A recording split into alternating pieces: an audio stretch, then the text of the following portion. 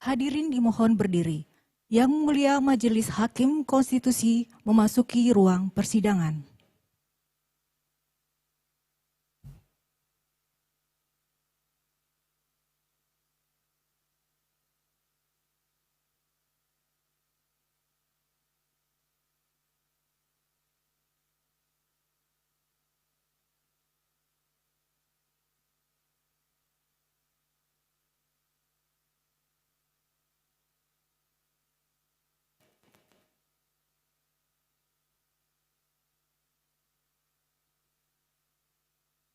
Hadirin disilakan duduk kembali.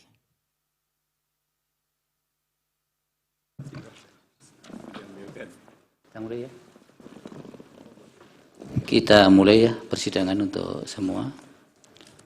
Persidangan dengan agenda pengucapan putusan dan ketetapan untuk perkara nomor 1, nomor 2, nomor 5, 8, 83, khusus 83 PU garis datar 21 Romawi 2023 dan nomor 4 semuanya garis miring PU garis datar 22 Romawi 2024 dibuka dan persidangan nyatakan terbuka untuk umum. Selamat siang, Assalamualaikum warahmatullahi wabarakatuh. Salam sehat, salam sejahtera untuk kita semua. Akan dibacakan untuk absen tadi sudah di announce oleh bagian kepanitraan. Untuk para pihak tidak perlu kami ulangi lagi.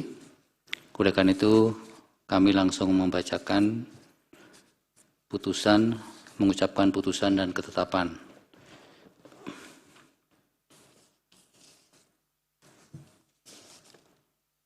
Ketetapan nomor 1 garis miring PU garis datar 22 Romawi garis miring 2024. Demi keadilan berdasarkan ketuhanan Yang Maha Esa, Mahkamah Konstitusi Republik Indonesia yang mengadili perkara konstitusi pada tingkat pertama dan terakhir menjatuhkan ketetapan dalam perkara pengujian Undang Nomor 1 Tahun 1946 tentang Kitab Undang-Undang Hukum Pidana atau KUHP terhadap Undang-Undang Dasar Negara Republik Indonesia tahun 1945 sebagai berikut. Menimbang A.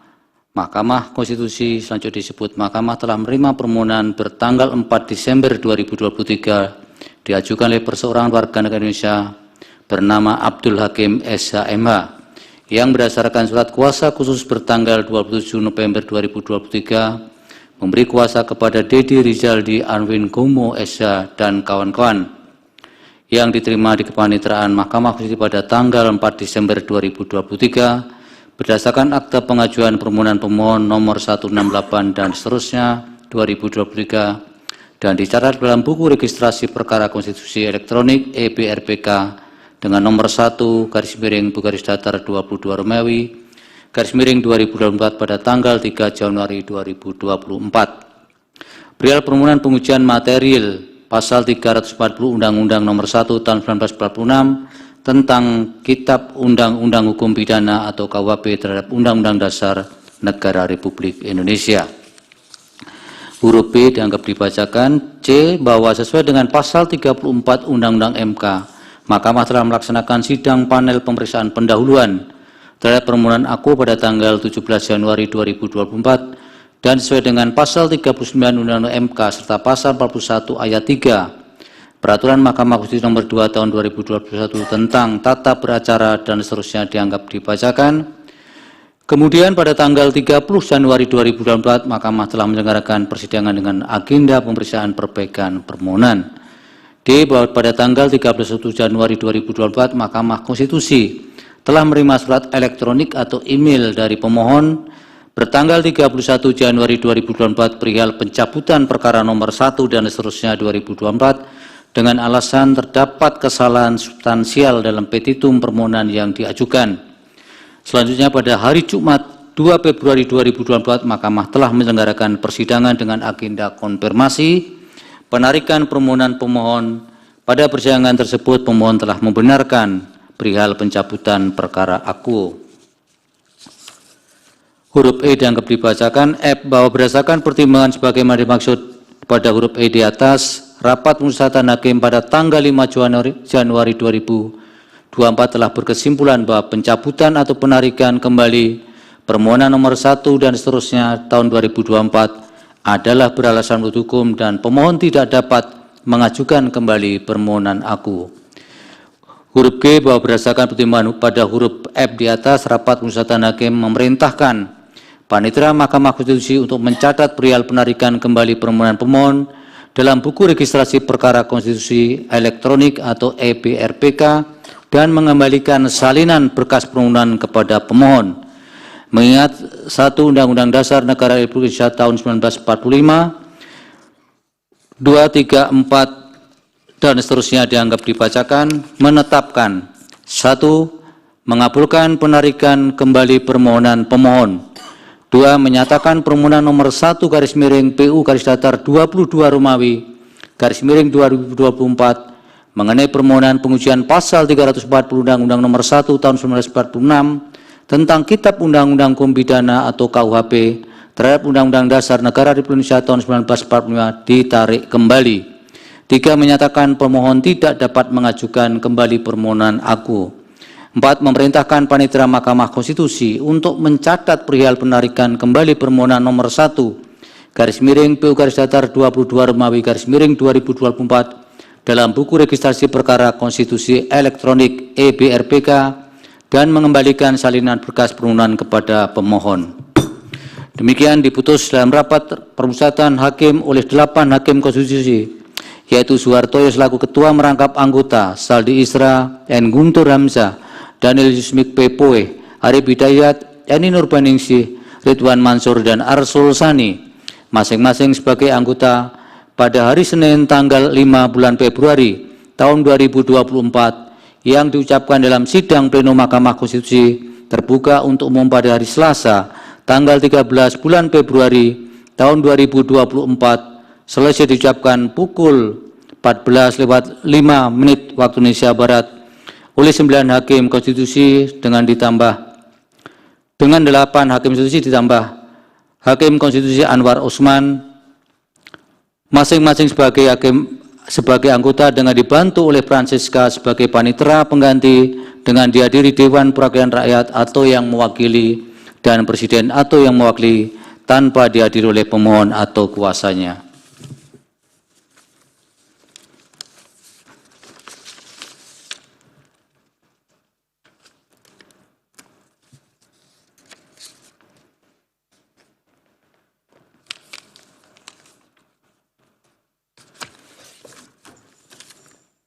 Ketetapan nomor 2 garis miring PU garis datar 22 Romawi garis miring 2024 demi keadilan berdasarkan ketuhanan yang Maha Esa. Mahkamah Konstitusi Republik Indonesia yang mengadili perkara konstitusi pada tingkat pertama dan terakhir menjatuhkan ketetapan dalam perkara pengujian Kitab Undang-Undang Hukum Dagang terhadap Undang-Undang Dasar Negara Republik Indonesia tahun 1945 sebagai berikut. Menimbang A. Bahwa Mahkamah Konstitusi telah menerima permohonan bertanggal 5 Desember 2023 yang diajukan oleh perorangan warga negara Indonesia bernama Sopan Santun Duha berdasarkan surat kuasa khusus nomor 417 dan seterusnya tahun 2023 bertanggal 13 November 2023 memberi kuasa kepada Randy Flantino Rumavea, SHMH, JMET, dan kawan-kawan yang diterima kepanitiaan Mahkamah Konstitusi pada tanggal 5 Desember 2023 berdasarkan akte pengajuan permohonan pemohon nomor 169 dan seterusnya dianggap dibacakan bertanggal 5 Desember 2023 dan telah dicatat dalam buku registrasi perkara konstitusi elektronik atau EBRPK pada tanggal 3 Januari 2024 dengan nomor 2 garis miring PU garis datar 22 Romawi garis miring 2024 mengenai pengujian material pasal 251 Kitab Undang-Undang Hukum Dagang terhadap Undang-Undang Dasar Negara Republik Indonesia tahun 1945. Huruf B dianggap dibacakan.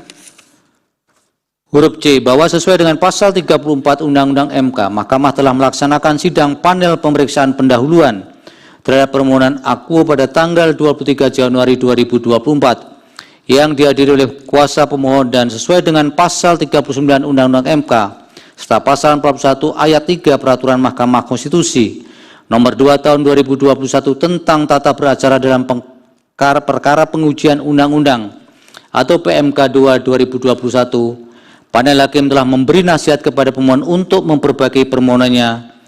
Dalam persidangan tersebut, kuasa pemohon menyampaikan bahwa pemohon prinsipal telah meninggal dunia pada bulan Desember 2023. Bida risalah sidang perkara nomor 2 dan seterusnya 2024, tanggal 23 Januari 2024, halaman 19. Terhadap hal demikian, panel hakim meminta kepada kuasa hukum untuk memastikan kebenaran informasi tersebut dan disampaikan kepada panel hakim pada sidang panel dengan agenda pemeriksaan perbaikan permohonan pemohon.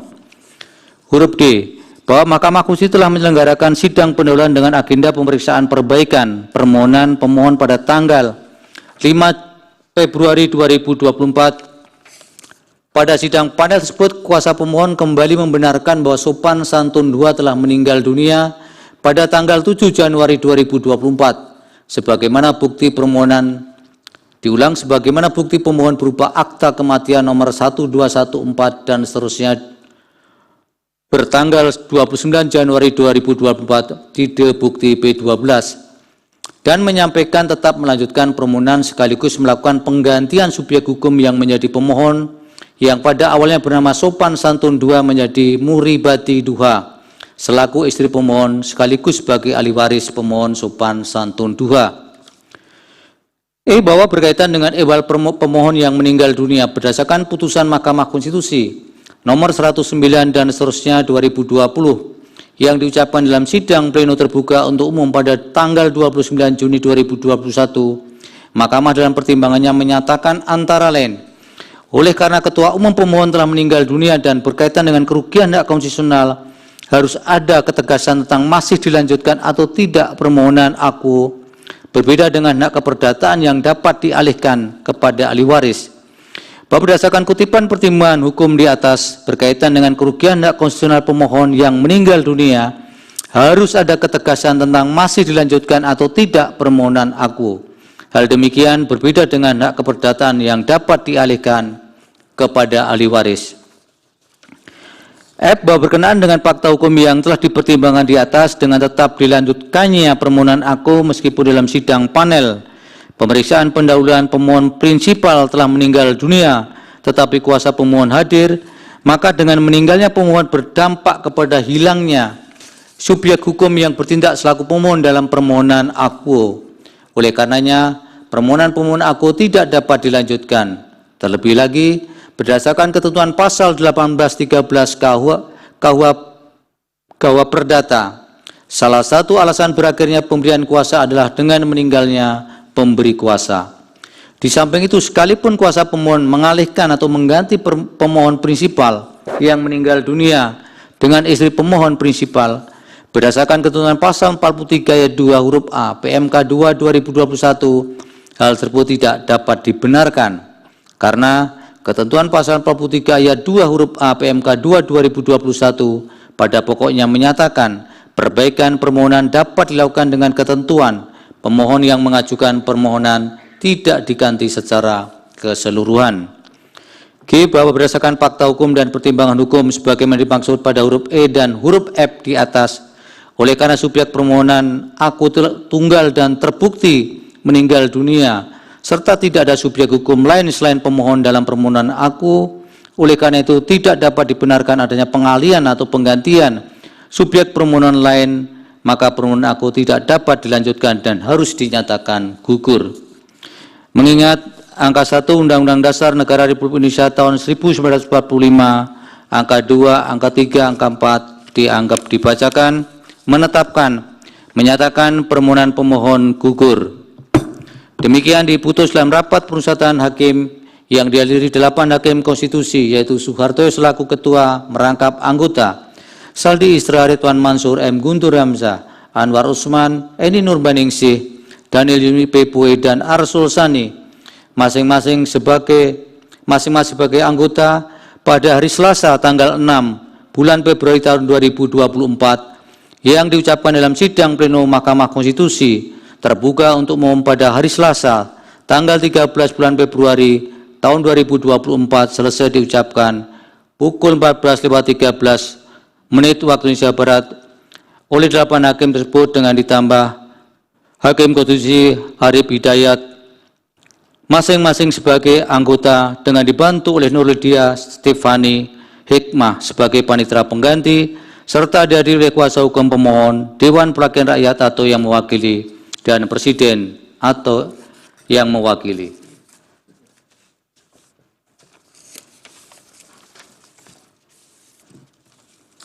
Ketetapan nomor 5 garis miring PU garis datar 22 Romawi garis miring 2024 demi keadilan berdasarkan ketuhanan Yang Maha Esa, Mahkamah Konstitusi Republik Indonesia yang mengadili perkara konstitusi pada tingkat pertama dan terakhir menjatuhkan ketetapan dalam perkara permohonan pengujian material mengenai pembatalan putusan Mahkamah Konstitusi nomor 90 garis miring PU garis datar 21 Romawi garis miring 2023 terhadap Undang-Undang Dasar Negara Republik Indonesia tahun 1945 sebagai berikut.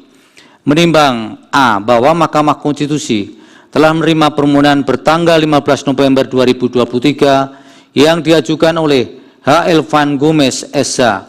yang diterima kepanitiaan Mahkamah Konstitusi pada 15 November 2023 berdasarkan akte pengajuan permohonan pemohon nomor 162 dan seterusnya bertanggal 5 Desember 2023 dan telah dicatat dalam buku registrasi perkara konstitusi elektronik EBRPK pada 3 Januari 2024 dengan nomor 5 garis miring PU garis datar 22 Romawi garis miring 2024 mengenai permohonan pengujian material atau pembatalan putusan Mahkamah Konstitusi nomor 90 garis miring PU garis datar 21 Romawi garis miring 2023 terhadap Undang-Undang Dasar Negara Republik Indonesia tahun 1945.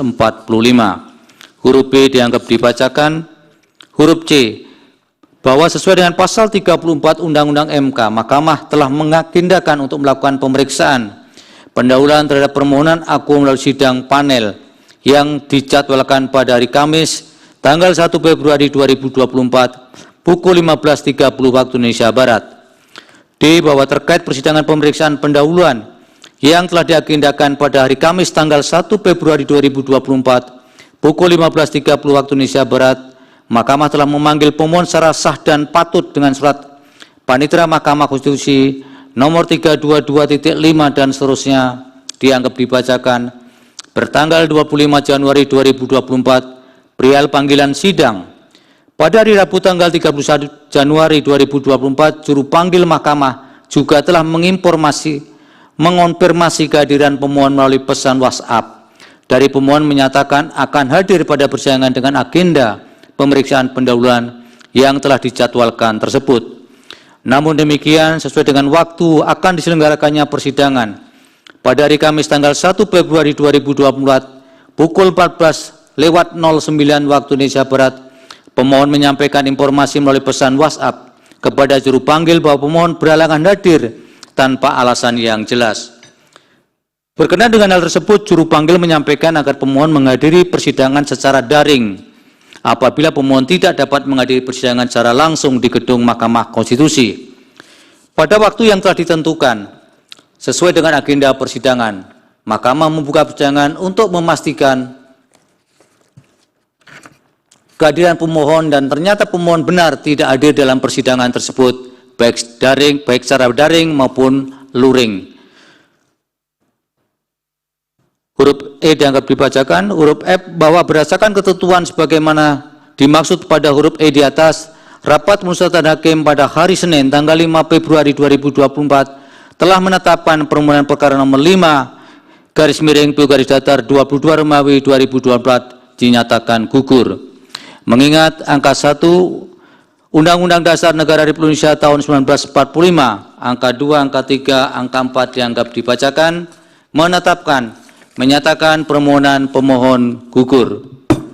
Demikian diputus dalam rapat permusyawaratan hakim yang dihadiri oleh 8 hakim konstitusi, yaitu Suharto selaku ketua merangkap anggota, Saldi Isra, Arif Hidayat, Ridwan Mansur, Eni Nurbaningsih, Daniel Yuksmik Pepoe, M. Guntur Hamzah, dan Arsul Sani, masing-masing sebagai anggota pada hari Senin tanggal 5 Februari tahun 2024 yang diucapkan dalam sidang pleno Mahkamah Konstitusi terbuka untuk umum pada hari Selasa tanggal 13 bulan Februari tahun 2024 selesai diucapkan pukul 14:18 waktu Indonesia Barat oleh 8 hakim tersebut dengan ditambah Hakim Konstitusi Anwar Usman masing-masing sebagai anggota dengan dibantu oleh Dewi Nurul Sapitri sebagai panitera pengganti dengan dihadiri oleh pemohon, Dewan Perwakilan Rakyat atau yang mewakili dan Presiden atau tanpa dihadiri oleh pemohon,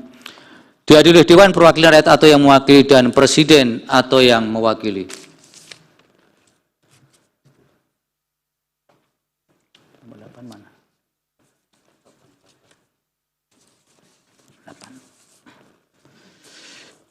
Ketetapan nomor 8 garis miring PU garis datar 22 Romawi garis miring 2024. Demi keadilan berdasarkan ketuhanan yang Maha Esa, Mahkamah Konstitusi Republik Indonesia yang mengadili perkara konstitusi pada tingkat pertama dan terakhir menjatuhkan ketetapan dalam perkara pengujian Undang-Undang Nomor 24 Tahun 2003 tentang Mahkamah Konstitusi sebagaimana telah diubah terakhir dengan Undang-Undang Nomor 7 Tahun 2020 tentang perubahan ketiga atas Undang-Undang Nomor 24 Tahun 2003 tentang Mahkamah Konstitusi terhadap Undang-Undang Dasar Negara Republik Indonesia tahun 1945 sebagai berikut. Menimbang A. Bahwa Mahkamah Konstitusi telah menerima permohonan bertanggal 8 Desember 2023 yang diajukan oleh perorangan warga negara Indonesia bernama Adoni Yetanisab beralamat di Kampung Rawa Bugu RT 02 RW 18 Kelurahan Jati Mekar Kecamatan Jati Asih Kota Bekasi berdasarkan surat kuasa bertanggal 9 November 2023 memberi kuasa kepada Martin Boyliu S.A. yang diterima Paniteraan Mahkamah Konstitusi pada tanggal 11 Desember 2023 berdasarkan akta pengajuan permohonan pemohon nomor 170 dan seterusnya dianggap dibacakan bertanggal 9 Januari 2024 dan telah dicatat dalam buku registrasi perkara konstitusi elektronik atau EBRPK pada tanggal 9 Januari 2024 dengan nomor 8 garis miring PU garis datar 22 Romawi garis miring 2024 mengenai pengujian Undang-Undang Nomor 24 Tahun 2003 tentang Mahkamah Konstitusi sebagaimana telah diubah terakhir dengan Undang-Undang Nomor 7 Tahun 2020 tentang perubahan ketiga atas Undang-Undang Nomor 24 Tahun 2003 tentang Mahkamah Konstitusi terhadap Undang-Undang Dasar Negara Republik Indonesia tahun 1945. Huruf B dianggap dibacakan. Huruf C bahwa terhadap perkara aku Mahkamah telah menjadwalkan sidang untuk persidangan pendahuluan pada tanggal 6 Februari 2024 dengan agenda mendengarkan permohonan pemohon. Berkenaan dengan hal tersebut, pemohon juga telah dipanggil secara sah dan patut dengan surat panitera Mahkamah nomor 345.8 dan seterusnya bertanggal 26 Januari 2024 perihal panggilan sidang.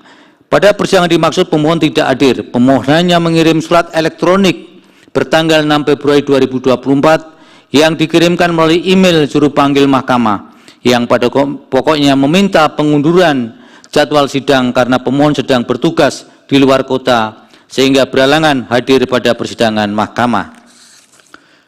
Huruf D dianggap dibacakan. Huruf E bahwa berdasarkan ketentuan sebagaimana dimaksud pada huruf D di atas, rapat musyawaratan hakim pada tanggal 7 Februari 2024 telah berkesimpulan bahwa ketidakhadiran pemohon pada sidang pertama pemeriksaan pendahuluan menunjukkan bahwa pemohon tidak sungguh-sungguh dalam mengajukan permohonan. Keberadaan pemohon di luar kota tidak menjadi alasan yang sah untuk tidak menghadiri persidangan mahkamah, karena dalam surat panggilan sidang yang disampaikan oleh juru panggil telah diinformasikan bahwa pemohon dapat menghadiri sidang secara daring dengan terlebih dahulu mengajukan permohonan kepada mahkamah Video pasal 37 PMK 2 2021. Terlebih panel hakim telah membuka sidang pendahuluan dan memanggil pemohon untuk memasuki ruang sidang. Namun pemohon tidak hadir pada risalah persidangan mahkamah tanggal 6 Februari 2024. Dengan demikian, permohonan pemohon untuk dilakukan penundaan persidangan adalah tidak beralasan sehingga permohonan pemohon harus dinyatakan gugur.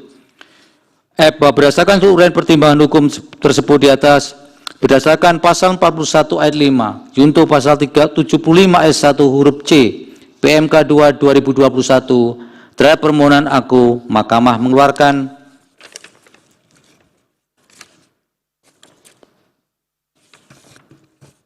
ketetapan. Mengingat 1 Undang-Undang Dasar Negara Republik Indonesia tahun 1945, angka 2, angka 3, angka 4 dianggap dibacakan, menetapkan, menyatakan permohonan pemohon gugur.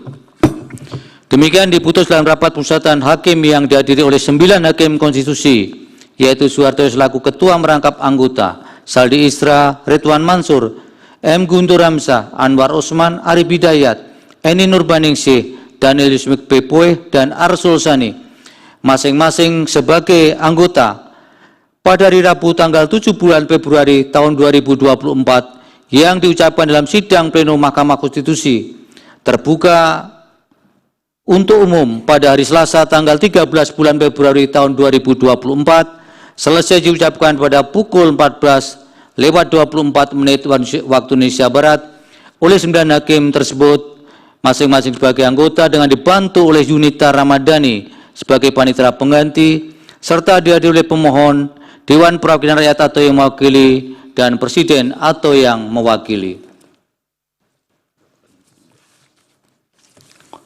Dilanjutkan dengan pembacaan putusan, pengucapan putusan maksudnya.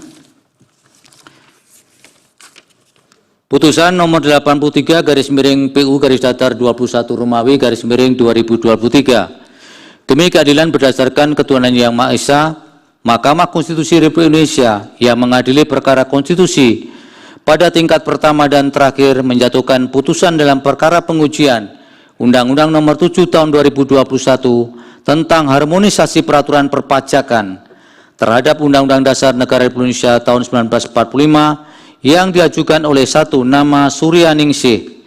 Identitas lengkap dianggap dibacakan sebagai pemohon 1, 2 PT Putra Indah Jaya, dalam hal ini diwakili oleh nama Budianto Pranoto. Identitas lengkapnya juga dianggap dibacakan, selanjutnya disebut sebagai pemohon 2. Berdasarkan surat kuasa khusus masing-masing bertanggal 17 Juli 2023 dan 1 September 2023 memberi kuasa kepada Cuaca SEAK SH MSI MH dan kawan-kawan para advokat pada kantor hukum Cuaca Marhen dan Nina dan partner beralamat di Jalan Bukit Golep 4 Blok OG 2/6 Madrid, Kota Modern, Kota Tangerang, Provinsi Banten, baik bersama-sama atau sendiri-sendiri bertindak untuk dan atas nama pemberi kuasa. Selanjutnya disebut sebagai para pemohon. Membaca permohonan para pemohon, mendengar keterangan para pemohon, mendengar dan membaca keterangan Dewan Perwakilan Rakyat, membaca dan mendengar keterangan Presiden, membaca dan mendengar keterangan ahli para pemohon, mendengar keterangan saksi para pemohon, membaca dan mendengar keterangan ahli Presiden, memeriksa bukti-bukti para pemohon, memeriksa bukti-bukti Presiden, membaca kesimpulan para pemohon dan Presiden, duduk perkara dan selanjutnya dianggap dibacakan. Pertimbangan hukum, kewenangan Mahkamah dianggap dibacakan, kedudukan hukum dianggap dibacakan, menimbang bahwa oleh karena Mahkamah berwenang mengadili permohonan aku serta pemohon 1 dan pemohon 2 selanjutnya disebut para pemohon memiliki kedudukan hukum untuk mengajukan permohonan aku, selanjutnya Mahkamah akan mempertimbangkan pokok permohonan. Pokok permohonan, menimbang bahwa dalam mendalilkan inkonstitusionalitas norma pasal 43A ayat 1 dan ayat 4 dalam pasal 2 angka 13 Undang-Undang 7 2021 bertentangan dengan pasal 1 ayat 3 dan pasal 28D ayat 1 UUD 1945, para pemohon mengemukakan dalil permohonan yang pada pokoknya sebagai berikut. Selengkapnya telah dimuat dalam bagian duduk perkara. Angka 1, angka 2, angka 3 dianggap dibacakan.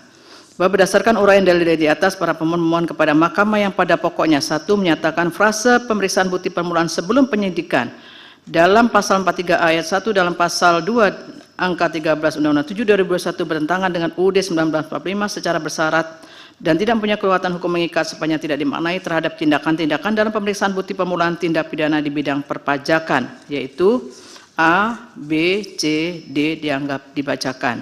dapat diajukan upaya hukum pra-peradilan ke pengadilan negeri. 2. Menyatakan frase tata cara pemeriksaan bukti permulaan tindak pidana di bidang perpajakan dan pasal 43A ayat 4 dalam pasal 2 angka 13 Undang-Undang 7 2021 bertentangan dengan UUD 1945 secara bersyarat dan tidak mempunyai kekuatan hukum mengikat sepanjang tidak dimaknai hanya berkenaan dengan hal-hal yang bersifat teknis administratif dan bukan pembatasan atau perluasan hak dan kewajiban warga negara. Menimbang bahwa untuk mendukung dan membuktikan dalil permohonannya, para pemohon telah mengajukan alat bukti surat atau tulisan yang diberi tanda bukti P1 sampai dengan bukti P7. Selain itu, para pemohon juga mengajukan 2 orang ahli, yaitu Dr. Jimli Jeravianus Uswonan SHMH dan Dr. Muzakir SHMH yang telah didengar keterangannya dalam persidangan Mahkamah pada tanggal 17 Oktober 2023 dan keterangan tertulis yang diterima Mahkamah pada tanggal 13 Oktober 2023. Para pemohon juga mengajukan 1 orang saksi, yaitu Porah Yohanes yang telah didengar kesaksiannya dalam persidangan pada tanggal 26 Oktober 2023. Selanjutnya, para pemohon juga telah menyerahkan kesimpulan tertulis tertanggal 14 November 2023 yang diterima Mahkamah pada tanggal 14 November 2023. Selengkapnya dimuat dalam bagian duduk perkara. Menimbang bahwa Dewan Perwakilan Rakyat telah memberikan keterangan dalam persidangan Mahkamah pada tanggal 3 Oktober 2023 dan menyerahkan keterangan tertulis yang sama bertanggal 3 Oktober 2023 yang diterima Mahkamah pada tanggal 15 November 2023. Selengkapnya telah dimuat dalam bagian duduk perkara. Menimbang bahwa Presiden telah menyerahkan keterangan tertulis bertanggal 3 Oktober 2023 yang terima Mahkamah pada tanggal 29 September 2023 serta menyampaikan keterangan dalam persidangan Mahkamah pada tanggal 3 Oktober 2023. Selain itu, Presiden juga menyerahkan peringkasan keterangan tertulis bertanggal 3 Oktober 2023 yang diterima oleh Mahkamah pada tanggal 3 Oktober 2023. Selengkapnya telah dimuat dalam bagian duduk perkara. Menimbang bahwa untuk mendukung dan membuktikan keterangannya, Presiden telah mengajukan alat bukti surat atau tulisan yang diberi tanda bukti PK1A, PK1B, PK1C, dan PK2 sampai dengan bukti PK9. Selain itu, Presiden juga mengajukan 2 orang ahli, yaitu Dr. Zainal Arifin Mokhtar SHLLM dan Dr. Ahmad Sofyan SHMA yang telah didengar keterangannya di bawah sumpah dalam persidangan Mahkamah pada tanggal 7 November 2023 dan keterangan tertulisnya bertanggal 3 November 2023 yang diterima Mahkamah pada tanggal 14 November 2023. Selanjutnya, Presiden juga telah menyerahkan kesimpulan tertulis bertanggal 15 November 2023 yang diterima Mahkamah pada tanggal 15 November 2023. Selengkapnya dimuat dalam bagian duduk perkara. Menimbang bahwa setelah Mahkamah memeriksa dan membaca secara seksama permohonan para pemohon, keterangan DPR, keterangan Presiden, keterangan ahli para pemohon, keterangan saksi para pemohon, keterangan ahli Presiden, bukti-bukti surat tulisan yang diajukan oleh para pemohon dan Presiden, kesimpulan para pemohon dan Presiden sebagaimana selengkapnya dimuat pada bagian duduk perkara, selanjutnya Mahkamah akan mempertimbangkan pokok permohonan para pemohon. Menimbang bahwa sebelum Mahkamah mempertimbangkan lebih lanjut mengenai pokok permohonan para pemohon, Mahkamah perlu mempertimbangkan terlebih dahulu berkenaan dengan penegakan hukum di bidang perpajakan sebagai berikut. Bahwa pajak merupakan bagian dari penerimaan negara yang bersifat memaksa digunakan untuk membiayai pengeluaran negara yang bersifat rutin dan pembangunan dalam rangka mewujudkan tujuan negara yang diamanatkan oleh UUD 1945. Adanya sifat unsur memaksa bagi negara dan memungut pajak secara doktrinan merupakan pengejawantahan hak-hak istimewa negara atau hak-hak eksorbitan.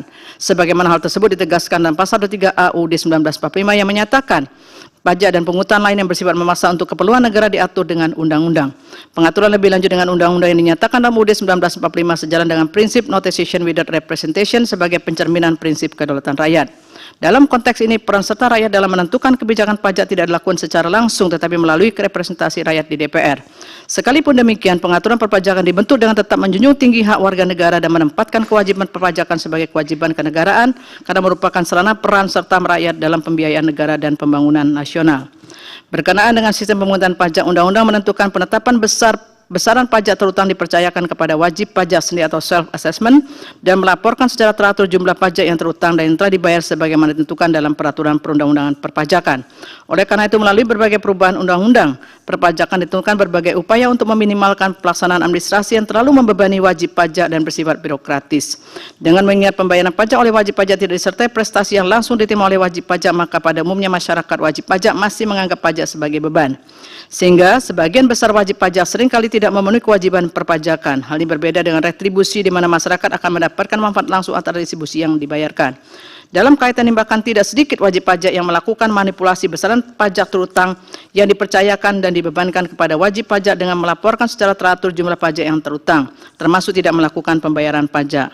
Oleh karena itu, dalam Undang-Undang Perpajakan ditentukan adanya ketentuan pidana di bidang perpajakan dalam rangka penegakan hukum untuk memastikan masyarakat wajib pajak taat untuk memenuhi kewajiban membayar pajak. bahwa penegakan hukum pidana di bidang perpajakan merupakan pidana administratif yang bersifat ultimum remedium, di mana pemberian sanksi administrasi lebih diutamakan daripada sanksi pidana. Oleh karena itu, adanya pemberian sanksi pidana dalam penyelesaian hukum perpajakan harus memerhatikan prinsip azas dan norma hukum agar tujuan dari penegakan hukum dapat tercapai, antara lain melindungi masyarakat serta memajukan kesejahteraan umum dengan tetap memerhatikan hakikat tujuan hukum itu sendiri, yaitu kepastian dan keadilan. Dalam hal ini, apabila diduga wajib pajak tidak memenuhi kewajibannya, dapat dilakukan pemeriksaan bukti permulaan.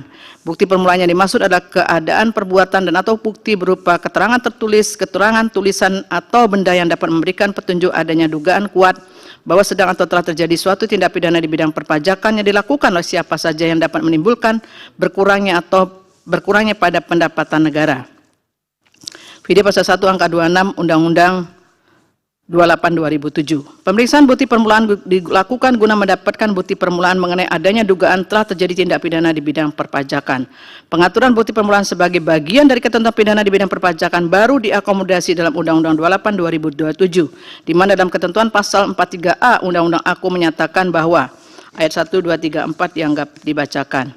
Sementara itu Undang-Undang 7 2021 hanya menyisipkan satu ayat dalam perubahan pasal 43A Undang-Undang 28 2007 dengan menambahkan adresat norma ayat 1 dengan sisipan ayat 1A yang menyatakan pemeriksaan bukti permulaan dilaksanakan oleh pejabat penyidik pegawai negeri sipil di lingkungan Direktorat Jenderal Pajak yang menerima surat perintah pemeriksaan bukti permulaan. Selain itu, penambahan ayat tersebut juga mengubah penjelasan pasal 43 ayat 1 Undang-Undang 28 2007 menjadi selengkapnya sebagai berikut. Kutipan penjelasan dianggap dibacakan. Jika dikaitkan dengan penjelasan umum Undang-Undang 7 2021, perubahan penjelasan pasal 43A ayat 1 dalam pasal 2 angka 13 Undang-Undang 7 2021 merupakan bagian dari upaya melakukan reformasi perpajakan dalam rangka peningkatan tax ratio yang dilaksanakan antara lain dengan meningkatkan penegakan hukum di bidang perpajakan. Video penjelasan umum Undang-Undang 7 2021 alinea ketiga.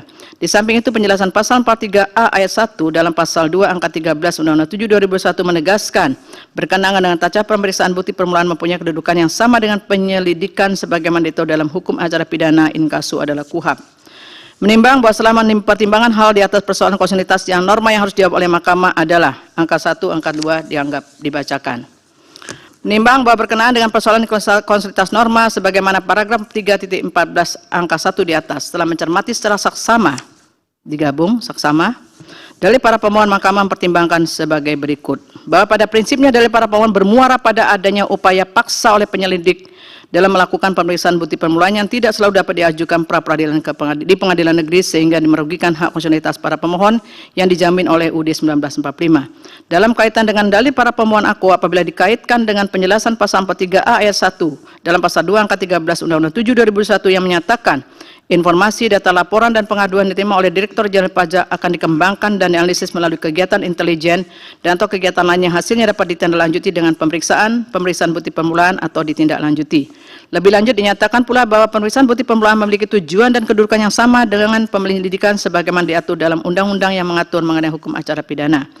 Artinya pemeriksaan bukti permulaan yang dilakukan untuk mendapatkan bukti permulaan tentang adanya dugaan telah terjadi tindak pidana di bidang perpajakan merupakan salah satu rangkaian tindakan penyelidikan dalam melakukan suatu proses pengumpulan bukti untuk mengetahui ada tindaknya peristiwa pidana.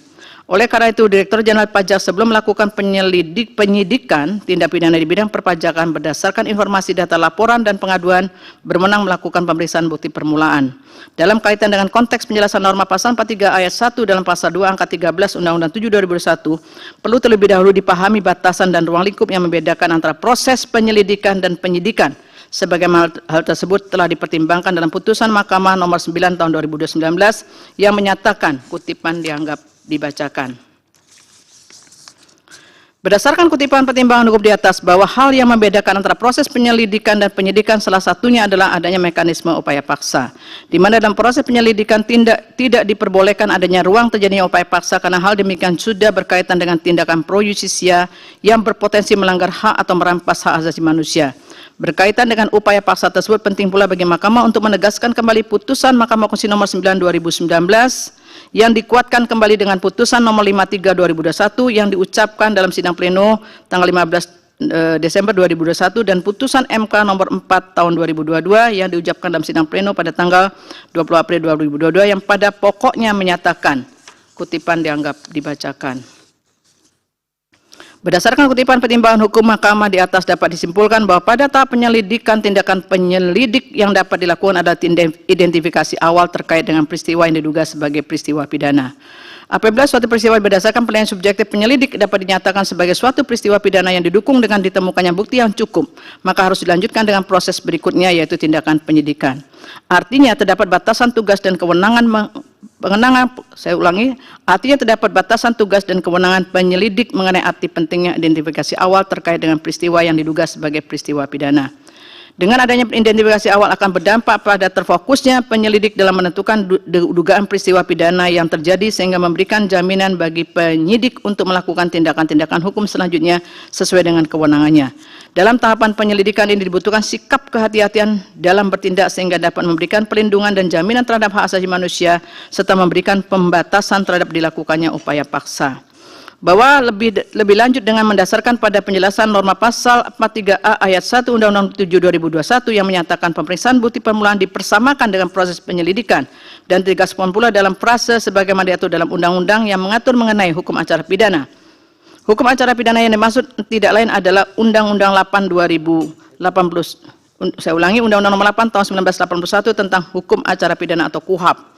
Oleh karena itu dengan berdasarkan pada KUHAP telah jelas bahwa upaya paksa tidak dapat dilakukan terhadap proses penyelidikan. Karena dalam proses tersebut sesungguhnya belum terjadi tindakan pro justisia. Berdasarkan fakta persidangan dalam perkara Aku terhadap serangkaian pemeriksaan bukti permulaan yang telah ditentukan telah ternyata terdapat tindakan yang termasuk dalam kategori upaya paksa yang seharusnya belum menjadi bagian dari tahapan atau proses penyelidikan pada umumnya sebagaimana yang dimaksudkan dalam KUHAP. Dengan demikian penting bagi Mahkamah untuk menegaskan kembali pendirian Mahkamah dalam putusan nomor 9 2019 bahwa terhadap upaya penyelidikan tidak boleh ada upaya paksa. Hal ini sejalan dengan hakikat proses penyelidikan itu sendiri yang merupakan kegiatan untuk memastikan ada tidaknya peristiwa pidana. Oleh karena itu sekalipun dalam penjelasan pasal 43 ayat 1 Undang-Undang 7 2021 disebutkan pemeriksaan bukti permulaan dimaksudkan sebagaimana bagian dari proses penyelidikan, namun pembatasan-pembatasan proses penyelidikan dimaksud tetap harus mendasarkan pada KUHAP. Sekalipun tujuan dari adanya pemeriksaan bukti permulaan untuk memaksa wajib pajak membayar pajak sesuai dengan kewajibannya dalam rangka meningkatkan kepatuhan sukarela wajib pajak, mengoptimalkan penerimaan negara dan meningkatkan pertumbuhan ekonomi. Vide pasal 1 ayat 2 Undang-Undang 7 2021 mengenai tujuan dibentuknya Undang-Undang 7 2021. Namun sifat memaksa demikian tidak boleh berdampak terhadap terlanggarnya hak asasi seseorang. Hal ini sejalan pula dengan azas dibentuknya Undang-Undang 7 2021, Vide pasal 1 ayat 1 Undang-Undang 7 2021. Berdasarkan uraian pertimbangan hukum tersebut, Mahkamah berpendapat oleh karena frase pemeriksaan bukti permulaan sebelum penyidikan dalam norma pasal 43A ayat 1 dalam pasal 2 angka 13 Undang-Undang 7 2021 yang di dalamnya memperbolehkan dilakukan tindakan sebagaimana yang diatur dalam pasal 43A ayat 4 dalam pasal 2 angka 3 Undang-Undang 7 2021 yang sesungguhnya merupakan bagian dari tindakan upaya paksa, maka hal tersebut jelas merupakan tindakan yang bertentangan dengan kepastian hukum yang adil. Dengan demikian terhadap frase pemeriksaan bukti permulaan sebelum penyidikan dalam pasal 43A ayat 1 dalam pasal 2 angka 13 Undang-Undang 7 2001 haruslah dinyatakan inkonstitusional secara bersyarat sepanjang tidak dimaknai tidak termasuk tindakan upaya paksa sebagaimana selengkapnya akan dinyatakan dalam amar putusan Aku. Bahwa berdasarkan seluruh uraian pertimbangan hukum tersebut di atas, meskipun Mahkamah berkesimpulan terhadap sepanjang frase pemeriksaan bukti permulaan sebelum penyidikan dalam ketentuan pasal 43A ayat 1 dalam pasal 2 angka 13 Undang-Undang 7 2001 telah dinyatakan inkonstitusional secara bersyarat, namun oleh karena pemaknaannya dilakukan oleh Mahkamah tidak sebagaimana yang diinginkan oleh para pemohon, maka dalil permohonan para pemohon Aku adalah beralasan berhukum untuk sebagian. Bahwa berkenaan dengan dalil permohonan yang mempersoalkan adanya ketidakpastian hukum karena terdapat perbedaan dalam implementasi pengajuan pra-peradilan terhadap pemeriksaan bukti permulaan tindak pidana di bidang perpajakan, karena ada hakim pengadilan negeri yang dalam putusannya mengabulkan permohonan pra-peradilan dan ada yang menolak. Terhadap persoalan demikian, Mahkamah menilai bahwa perbedaan pandangan mengenai kompetensi pengadilan dalam mengadili pra-peradilan terhadap pemeriksaan bukti permulaan merupakan permasalahan yang berkaitan dengan implementasi norma.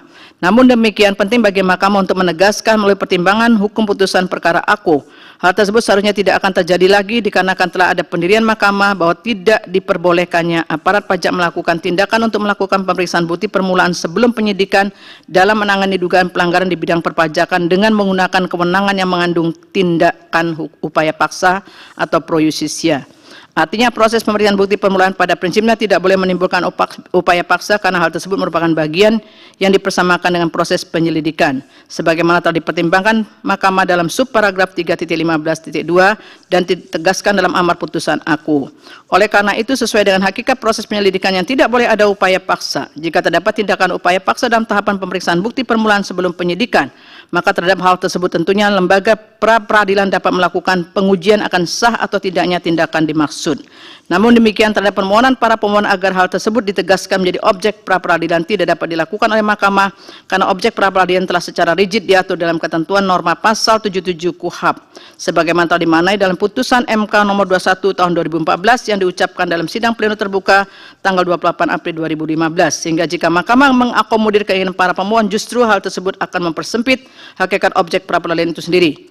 Dengan demikian, dalil para pemohon yang mempersoalkan tidak adanya kepastian hukum karena pemeriksaan bukti permulaan tidak menjadi objek pra-peradilan dengan sendirinya telah terjawab dalam pertimbangan hukum subparagraf 3.15.2 di atas. Menimbang bahwa lebih lanjut berkenaan dengan dalil para pemohon dalam paragraf 3.14 angka 2 di atas yang mempersoalkan peraturan Menteri Keuangan karena mengatur tidak hanya hal-hal teknis administratif, namun juga pembatasan hak dan atau perluasan hak dan kewajiban warga negara sehingga tidak sejalan dengan kepastian hukum yang dijamin dalam UUD 1945. Berkenaan dengan para pemohon, aku Mahkamah mempertimbangkan sebagai berikut.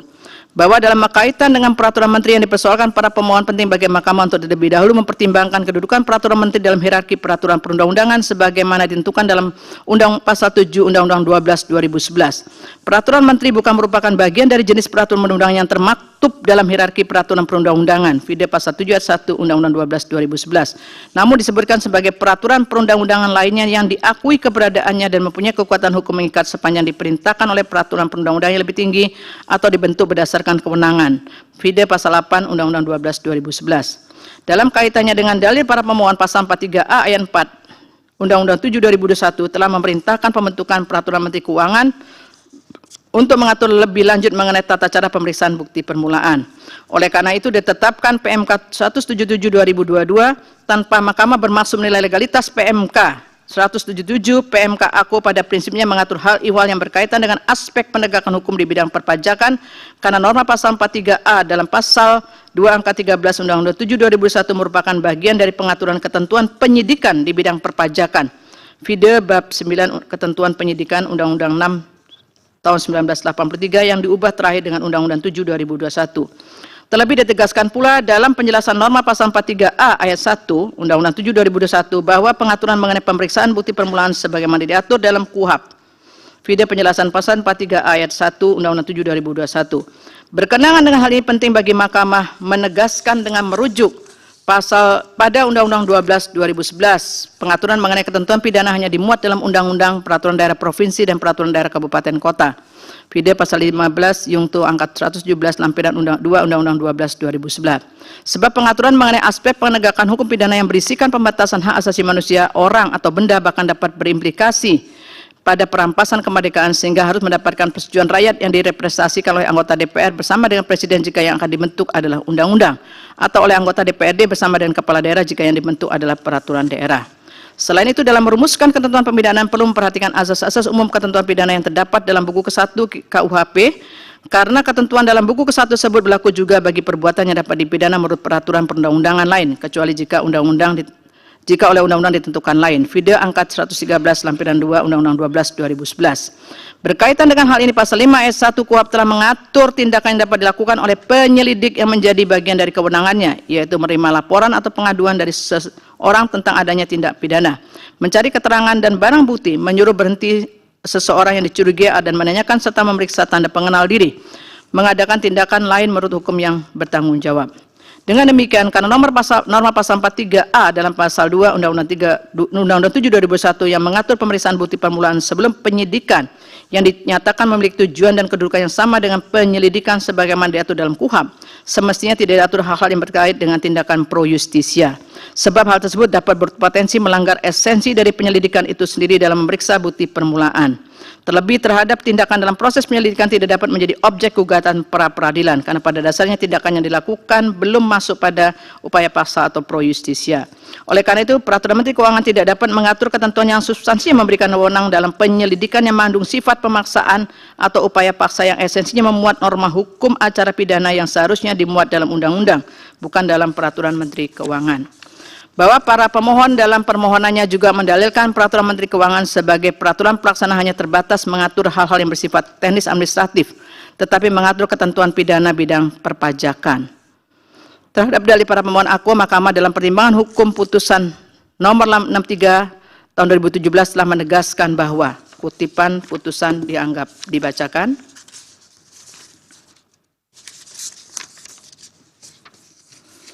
Berdasarkan kutipan pertimbangan hukum di atas dan pertimbangan hukum dalam subparagraf 3.16.1 tersebut, Mahkamah telah menegaskan bahwa Peraturan Menteri sebagai bagian dari peraturan perundang-undangan lainnya dibentuk karena adanya perintah dari Undang-Undang Inkasu pasal 43 ayat 1 dan ayat 4 dalam pasal 2 angka 13 Undang-Undang 7 2021. Namun demikian, pendelegasian kewenangan mengatur dalam Peraturan Menteri tidak dimaksudkan untuk mengatur materi yang seharusnya diatur dalam undang-undang, namun mengatur hal yang berkaitan dengan teknis administratif dalam pemeriksaan bukti permulaan. Terlebih terhadap hal tersebut telah dinyatakan dalam penjelasan pasal 43A ayat 1 dalam pasal 2 angka 13 Undang-Undang 7 2021, yakni dipersamakan dengan penyelidikan dalam undang-undang yang mengatur mengenai hukum acara pidana Inkasu KUHAP, sehingga hal tersebut tidak dapat diatur yang berkenaan dengan pembatasan hak dan kewajiban warga negara kecuali dalam undang-undang. Oleh karena itu, frase tata cara pemeriksaan bukti permulaan tindak pidana di bidang perpajakan dalam pasal 43A ayat 4 dalam pasal 2 angka 13 Undang-Undang 7 2021 yang diatur dalam Peraturan Menteri Keuangan tidak hanya mengatur hal-hal yang bersifat teknis administratif, tetapi pembatasan hak dan kewajiban warga negara inkasu wajib pajak adalah tidak sejalan dengan esensi dan ruang lingkup pendelegasian yang diberikan oleh undang-undang. Bahwa berdasarkan seluruh uraian pertimbangan hukum tersebut di atas, dalil para pemohon yang memohon agar Mahkamah memberikan pembatasan terhadap pendelegasian wewenang dalam Peraturan Menteri Keuangan sebagaimana ketentuan norma pasal 43A ayat 4 dalam pasal 2 angka 13 Undang-Undang 7 2021 adalah dalil yang dapat dibenarkan. Namun oleh karena pemaknaan yang dilakukan Mahkamah tidak sebagaimana yang dimohonkan oleh para pemohon, maka dalil para pemohon aku beralasan menurut hukum untuk sebagian. Menimbang bahwa berdasarkan seluruh pertimbangan hukum sebagaimana diuraikan di atas, Mahkamah berpendapat ketentuan norma pasal 43A ayat 1 dan ayat 4 dalam pasal 2 angka 13 Undang-Undang 7 2021 telah ternyata bertentangan dengan prinsip negara hukum dan prinsip kepastian hukum yang adil yang ditentukan dalam pasal 1 ayat 3 dan pasal 28 di ayat 1 UUD 1945. Namun bukan sebagaimana yang didalilkan oleh para pemohon. Dengan demikian, menurut Mahkamah, permohonan para pemohon berkenaan dengan norma pasal 43A ayat 1 dan ayat 4 dalam pasal 2 angka 13 Undang-Undang 7 2021 adalah beralasan menurut hukum untuk sebagian. Menimbang bahwa terhadap hal-hal lain dan selebihnya dalam permohonan aku tidak dipertimbangkan lebih lanjutkan, dinilai tidak ada relevansinya. Konklusi berdasarkan penilaian atas fakta dan hukum sebagaimana diuraikan di atas, Mahkamah berkesimpulan Mahkamah berwenang mengadili permohonan aku, para pemohon memiliki kedudukan hukum untuk mengajukan permohonan aku. Pokok permohonan para pemohon beralasan menurut hukum untuk sebagian. Berdasarkan Undang-Undang Dasar Negara Indonesia tahun 1945, Undang-Undang Nomor 24 tahun 2003 tentang Mahkamah Konstitusi sebagaimana telah diubah terakhir dan seterusnya dianggap dibacakan. Amar putusan mengadili 1. Mengabulkan permohonan pemohon, diulangi mengabulkan permohonan para pemohon untuk sebagian. 2. Menyatakan sepanjang prase pemeriksaan bukti permulaan sebelum dilakukan penyidikan dalam pasal 43 ayat 1 dalam pasal 2 angka 13 Undang-Undang Nomor 7 tahun 2021 tentang harmonisasi peraturan perpajakan Lembaran Negara Republik Indonesia tahun 2021 nomor 246 tambahan Lembaran Negara Republik Indonesia nomor 6736 bertentangan dengan Undang-Undang Dasar Negara Republik Indonesia tahun 1945 dan tidak punya kekuatan hukum mengikat sepanjang tidak dimaknai tidak terdapat tindakan upaya paksa, sehingga selengkapnya norma pasal 43 ayat 1 dalam pasal 2 angka 13 Undang-Undang Nomor 7 tahun 2021 tentang harmonisasi peraturan perpajakan Lembaran Negara Republik Indonesia tahun 2021 nomor 246 tambah Lembaran Negara Republik Indonesia nomor 6736 menjadi Direktur Jenderal Pajak berdasarkan informasi data laporan dan pengaduan berwenang melakukan pemeriksaan bukti permulaan sebelum dilakukan penyidikan tindak pidana di bidang perpajakan sepanjang tidak terdapat tindakan upaya paksa.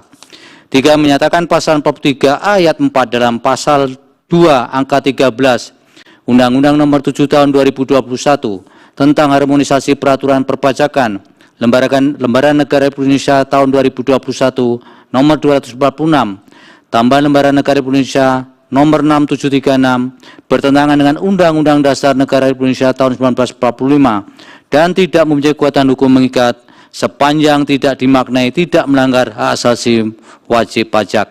Sehingga selengkapnya norma pasal 43 ayat 4 dalam pasal 2 angka 13 Undang-Undang Nomor 7 Tahun 2021 tentang harmonisasi peraturan perpajakan Lembaran Negara Republik Indonesia tahun 2021 nomor 246 tambahan Lembaran Negara Republik Indonesia nomor 6736 menjadi tata cara pemeriksaan bukti permulaan tindak pidana di bidang perpajakan sebagaimana dimaksud pada ayat 1 dan ayat 2 diatur dengan atau berdasarkan peraturan Menteri Keuangan sepanjang tidak mengatur hal-hal yang berkaitan dengan upaya paksa dan melanggar hak asasi wajib pajak. 4. Memerintahkan pemuatan putusan ini dalam berita negara Indonesia, Republik Indonesia sebagaimana mestinya. 5. Menolak permohonan para pemohon untuk selain dan selebihnya. Terhadap putusan Mahkamah Agung terdapat pendapat berbeda atau dissenting opinion dari 3 orang hakim konstitusi, yaitu Hakim Konstitusi Daniel Yusmik P. Poe, Hakim Konstitusi M. Guntur Hamzah, dan Hakim Konstitusi Saldi Isra yang menyatakan sebagai berikut. Pendapat berbeda atau dissenting opinion dari masing-masing hakim dianggap dibacakan.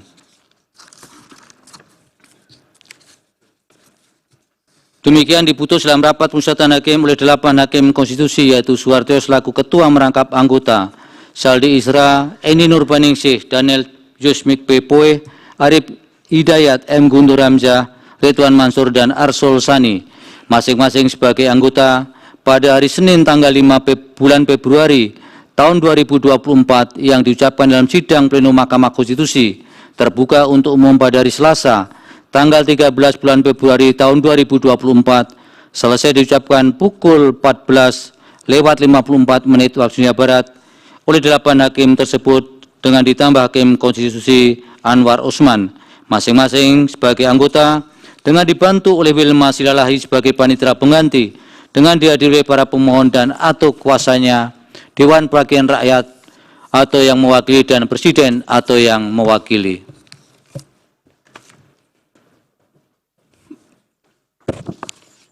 Putusan nomor 4.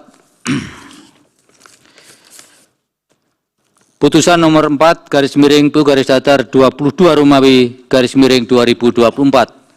Demi keadilan berdasarkan ketuhanan Yang Maha Esa, Mahkamah Konstitusi Republik Indonesia yang mengadili perkara konstitusi pada tingkat pertama dan terakhir menjatuhkan putusan dalam perkara pengujian Undang-Undang Nomor 30 Tahun 1999 tentang arbitrase dan alternatif penyelesaian sengketa terhadap Undang-Undang Dasar Negara Republik Indonesia tahun 1945 yang diajukan oleh nama Diding Jalaluddin Esa. Identitas lengkap ada dalam putusan ini dianggap dibacakan, selanjutnya disebut sebagai pemohon. Membaca permohonan pemohon, mendengar keterangan pemohon, memeriksa bukti-bukti pemohon, duduk perkara, dan seterusnya dianggap dibacakan. Pertimbangan hukum, kewenangan Mahkamah menimbang bahwa berdasarkan pasal 24C ayat 1 Undang-Undang Dasar Negara Republik Indonesia tahun 1945 dan seterusnya, Mahkamah berwenang antara lain mengadili pada tingkat pertama dan terakhir yang putusannya bersifat final untuk menguji undang-undang terhadap UUD 1945. Menimbang bahwa permohonan pemohon adalah permohonan untuk menguji konstitusionalitas norma undang-undang inkasu pasal 65 dan pasal 67 ayat 2 Undang-Undang Nomor 30 Tahun 1999 tentang arbitrase dan alternatif penyelesaian sengketa, lembaran negara, dan seterusnya dianggap dibacakan, sehingga Mahkamah berwenang mengadili permohonan aku. Menimbang bahwa meskipun Mahkamah berwenang memeriksa permohonan aku, namun sebelum mempertimbangkan lebih lanjut perihal kedudukan hukum dan pokok permohonan pemohon, Mahkamah perlu mempertimbangkan terlebih dahulu hal-hal sebagai berikut. Bahwa dalam mendalilkan inkonstitusionalitas norma pasal 65 dan pasal 67 ayat 2 UU 30 1999, menurut pemohon norma pasal-pasal aku tidak lengkap, belum sempurna, salah posisi, tidak sistematis, dan menimbulkan ambiguitas. Hal tersebut dikarenakan perumusan norma dalam ketentuan dimaksud dilakukan dengan cara yang tidak sistematis sehingga menimbulkan ketidakpastian hukum dan bertentangan dengan pasal 28D ayat 1 UUD 1945. Selain itu, menurut pemohon, pasal 65 UU 30 1999 seharusnya memuat norma yang memerintahkan Pengadilan Negeri Jakarta Pusat untuk memberitahukan secara patut perihal pendaftaran putusan arbitrase internasional kepada pihak-pihak yang berkepentingan in casu arbiter, pemohon, termohon, dan atau kuasanya, bahwa dalam petitum permohonannya, pemohon pada pokoknya memohon kepada mahkamah untuk menyatakan pasal 65 UU 30 1999 bertentangan dengan UUD 1945 dan tidak memiliki kekuatan hukum mengikat sepanjang tidak dimaknai satu, yang berwenang menangani masalah pendaftaran serta eksekutor dan eksekusi putusan arbitrase internasional adalah Pengadilan Negeri Jakarta Pusat. 2. Pendaftaran sebagaimana dimaksud ayat 1 harus melampirkan a. lembar asli atau salinan otentik putusan arbitrase internasional sesuai ketentuan perihal otentifikasi dokumen asing dan naskah terjemahan resminya dalam bahasa Indonesia. B. Lembar asli atau salinan otentik perjanjian yang menjadi dasar putusan arbitrase internasional sesuai ketentuan perihal otentifikasi dokumen asing dan naskah terjemahan resminya dalam bahasa Indonesia. Dan C. Keterangan dari perwakilan diplomatik Republik Indonesia di negara tempat putusan arbitrase internasional tersebut ditetapkan yang menyatakan bahwa negara pemohon terikat pada perjanjian baik secara bilateral maupun multilateral dengan negara Republik Indonesia perihal pengakuan dan pelaksanaan putusan arbitrase internasional. 3. Pengadilan Negeri Jakarta Pusat menerbitkan akta pendaftaran putusan arbitrase internasional dan menyampaikan kepada arbiter, pemohon, termohon, dan atau kuasanya paling lama 14 hari sejak permohonan pendaftaran diterima. 4. Permohonan eksekutor dan eksekusi putusan arbitrase internasional harus melampirkan surat permohonan dan salinan akta pendaftaran putusan arbitrase internasional, serta menyatakan pasal 67 ayat 2 UU 30 99 bertentangan dengan UUD 1945 dan tidak memiliki ketentuan hukum mengikat sepanjang tidak dimaknai. 2. Terhadap permohonan eksekutor dan eksekusi putusan arbitrase internasional sebagaimana ketentuan pasal 66 huruf D, Ketua Pengadilan Negeri dapat menerima dengan memberikan eksekutor sekaligus perintah pelaksanaan atau eksekusi putusan atau menolak permohonan tersebut dengan memperhatikan ketentuan pasal 66 undang-undang ini. Bahwa setelah membaca secara seksama alasan-alasan permohonan atau posita dan permintaan atau petitum pemohon, terlepas ada atau tidaknya persoalan konstitusionalitas norma yang dimohonkan pengujian, menurut mahkamah, petitum permohonan pemohon yang memohon agar mahkamah memberikan pemaknaan baru terhadap norma pasal 65 UU 30 99 in casu petitum permohonan sepanjang frase 2. Pendaftaran sebagaimana dimaksud ayat 1 harus melampirkan a. lembar asli atau salinan otentik putusan arbitrasi internasional sesuai ketentuan perihal otentifikasi dokumen asing dan naskah terjemahan resminya dalam bahasa Indonesia. B. Lembar asli atau salinan otentik perjanjian yang menjadi dasar putusan arbitrasi internasional sesuai ketentuan perihal otentifikasi dokumen asing dan naskah terjemahan resminya dalam bahasa Indonesia. Dan C.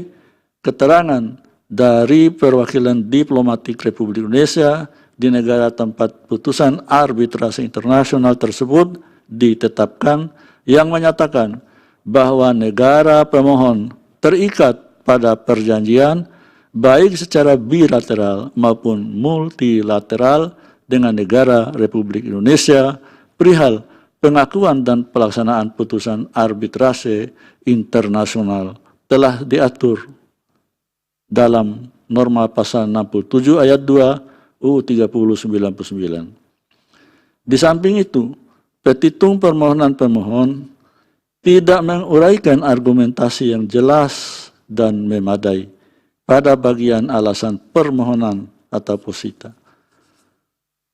Pemohon lebih menguraikan mengenai fakta empiris terkait pengalaman pemohon dalam menangani perkara arbitrase internasional dan kemudian mendalilkan norma pasal-pasal AKUO tidak lengkap, belum sempurna, salah posisi, tidak sistematis, dan menimbulkan ambiguitas. Terlebih, dalam persidangan pendahuluan dengan agenda perbaikan permohonan, pemohon mengaku tidak memberikan alasan adanya penambahan dan perubahan norma yang diuji konstitusionalitasnya, khususnya terkait dengan pengakuan dan pelaksanaan menjadi pendaftaran putusan arbitrasi internasional dalam posita, vide halaman 89 dan seterusnya. Namun, pemohon justru secara ujuk-ujuk dalam petitumnya memohon kepada mahkamah agar memberikan pemahaman baru terhadap norma pasal 65 dan pasal 67 ayat 2 UU 3099 tanpa memberikan uraian yang jelas berkaitan pertentangan dengan norma yang dimohonkan pengujian dengan UUD 1945. Menurut mahkamah, seharusnya pemohon dalam bagian posita menjelaskan secara jelas dan memadai terlebih dahulu adanya pertentangan norma yang dimohonkan pengujian konstitusionalitasnya sebagai denyut dari permohonan pengujian undang-undang terhadap UUD 1945 sekaligus menjadi pemandu arah petitum permohonan. Dalam konteks demikian, petitum permohonan tidak boleh berubah arah dari makna dan jiwa posita permohonannya. Menimbang bahwa ketentuan pasal 74 ayat 1 PMK 2021 menyatakan dan seterusnya dianggap dibacakan. Oleh karena itu, setelah mahkamah mencermati secara seksama antara posita dan petitum permohonan pemohon sebagaimana diuraikan pada paraf 3.3 dengan ketentuan pasal 74 ayat 1 PMK 2 2001 yang diuraikan di atas. Dengan demikian, terdapat ketidaksesuaian antara alasan-alasan permohonan atau posita dengan yang dimohonkan atau petitum kepada mahkamah. Maka tidak terdapat keraguan bagi mahkamah untuk menyatakan permohonan pemohon adalah tidak jelas atau kabur, obskur. Menimbang bahwa oleh karena permohonan pemohon kabur terhadap kedudukan hukum, pokok permohonan, dan hal-hal lain tidak dipertimbangkan lebih lanjut karena dinilai tidak ada relevansinya. Konklusi berdasarkan penilaian atas fakta dan hukum sebagaimana diuraikan di atas, Mahkamah berkesimpulan, Mahkamah berwenang mengadili permohonan aku, permohonan pemohon tidak jelas atau kabur atau obskur, kedudukan hukum dan pokok permohonan pemohon tidak dipertimbangkan lebih lanjut. Berdasarkan Undang-Undang Dasar Negara Indonesia tahun 1945, Undang-Undang Nomor 24 Tahun 2003 tentang Mahkamah Konstitusi, sebagaimana telah diubah terakhir dengan Undang-Undang Nomor 7 Tahun 2020, dan seterusnya dianggap dibacakan amar putusan mengadili menyatakan permohonan pemohon tidak dapat diterima.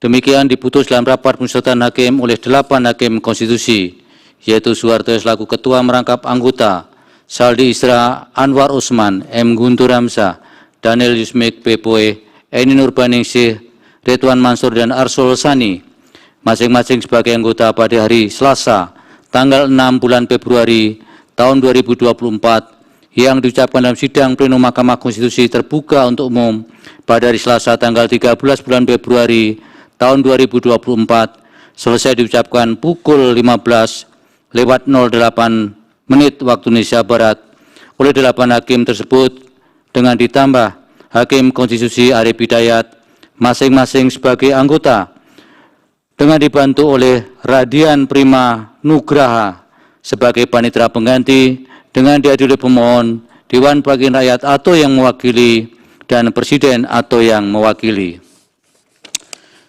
Demikian, saudara-saudara, ibu bapak sekalian, pengucapan putusan dan ketetapan.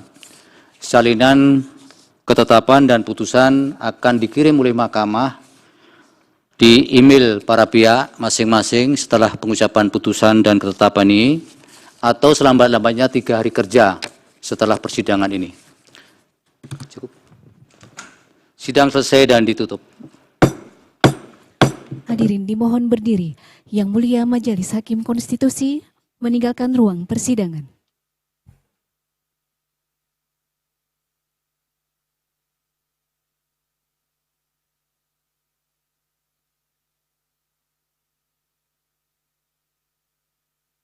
Hadirin disilakan duduk kembali. Hadirin yang kami hormati, demikianlah persidangan pada hari Selasa, tanggal 13 Februari 2024. Untuk perkara nomor 83/PUU /21 Romawi/2023 dan perkara nomor 1, 2, 4, 5, dan 8/PUU /22 Romawi/2024 telah selesai. Terima kasih, selamat sore.